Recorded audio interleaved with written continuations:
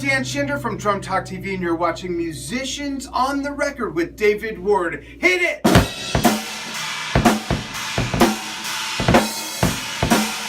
Can we talk about a couple of examples of those things that you see musicians struggling with that they could be doing better? Give us a couple examples of that. Absolutely. And thanks for asking that. I know I tend to get real wordy, and folks, hang in there. I promise there's value to this other than getting the book. One of them is this. So I don't know why the human race is behaving in such a manner where most people use the phone like this, which they're supposed to. Hello, yes, uh-huh, oh yeah. Musicians on the Record, I love that show. Oh, he's got the Drum Talk TV guy on? Oh, wait, hold on. There's this really cool car I got to take a video of. Hold on. Why are we shooting videos like this? There's not a video player in the world shaped like this other than music composition and legal documents. Other than that, the video screen you're watching this on, and even if it's a phone, turn it like that. Guess what? It's shaped like your television, your flat screen, your computer monitor, your laptop, the player windows in Vimeo and YouTube and Facebook and everything else. And when you shoot a video like this, and someone like maybe a record executive is at their desk watching it on their PC or their laptop or whatever, they're watching a video shot like this on a screen like this. So you got this narrow, stupid thing in the middle with, stop doing that. Just go like, watch. Go like this. Now I'm going to show you something really extraordinary. It works for lefties too. Watch. See that? So things like that are simple things that you don't have to be smart to do. And there is a little common sense involved, but it's more so just look at the result. Does that look right to you? It looks like you're watching something through a cracked open door. Plus, you don't get as much in the view. So that's my little rant on video. Well, it's almost like living in a house and not using part of the house, right? Why not use all of the real estate? And that's a good example. Or having the curtain only that far open on the stage while there's a whole band playing. Yep.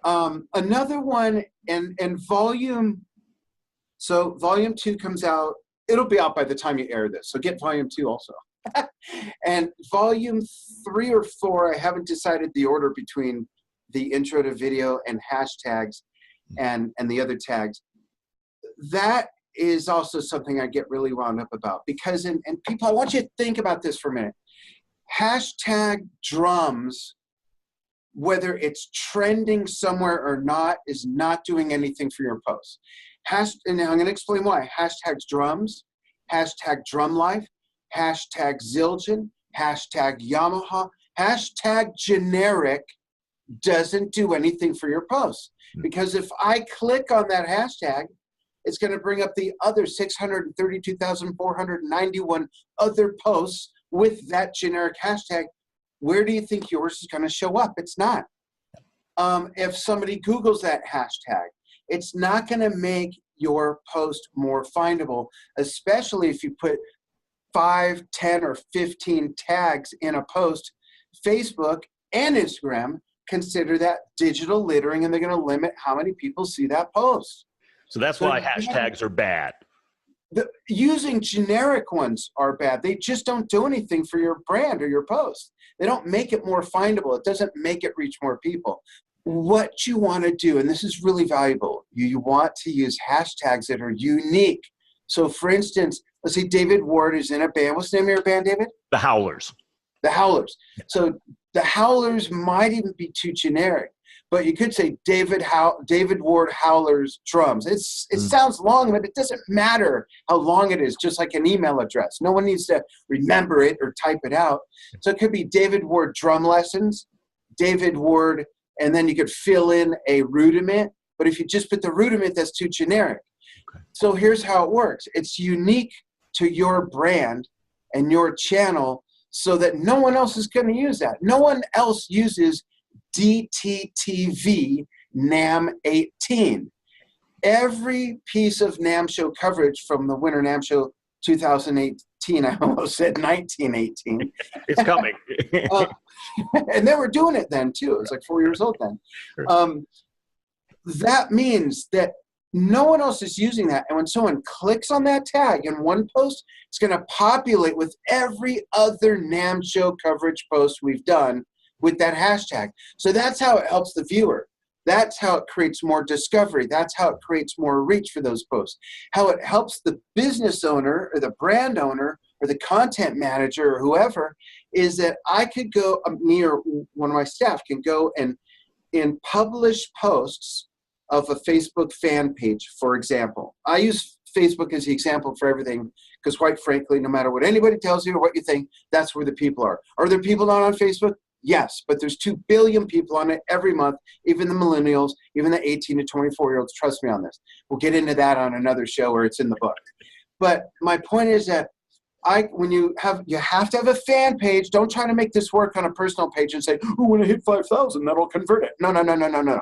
There's tools that aren't available on the personal profile that are available on the fan page, the business page. So you go to publishing tools, you go to, and it defaults to published posts, ones that have published.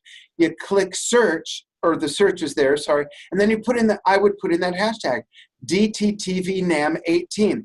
It's going to bring up every one of our posts with that tag, and at a glance, on a list, I could see the reach, I could see the video views, and all these things, so I could see which ones are doing better. The ones that are doing better, guess what? Those are the ones we're going to keep reposting and spread on other channels. And look at, why is it better? Is the audio better? Was the setting better? Was just the interview better? Was it because it wasn't me doing the interview? It was Milu Angelique, one of my young ladies who is just wonderful at doing interviews. Is it because of the artist? It could be just the way the stars and planets were aligned that night. Right. So the hashtag hustle is a bunch of BS.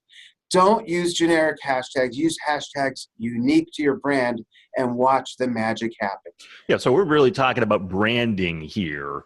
And, you know, if it's Susie Smith or Joe Johnson or whatever, it's Joe Johnson Guitar or whatever that is, put your brand on there.